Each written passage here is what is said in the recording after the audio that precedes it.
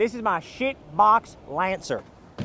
It rattles and screams every time I go by 4K RPM.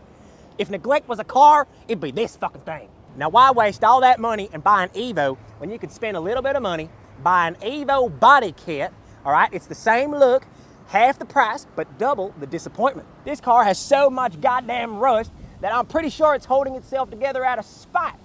And at this point, I'm more tetanus shot than man. And because I'm a Lancer on it, you know I gotta stand out. I got the gray hood, I got the blue fender, and the goddamn bumper's held together by zip ties. It's like I built this goddamn thing in a Build-A-Bear. Now, I'm not a racer, I'm an artist. You know I had to get this goddamn loud exhaust. People hear me coming from down the street, all right? And they still laugh at me when I pull up 20 minutes later. It's not my fault, it's a Lancer and it's slow.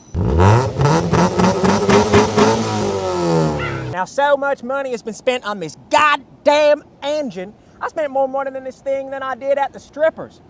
And both left me unhappy and unsatisfied and goddamn broke. I'm talking to you, Starlight.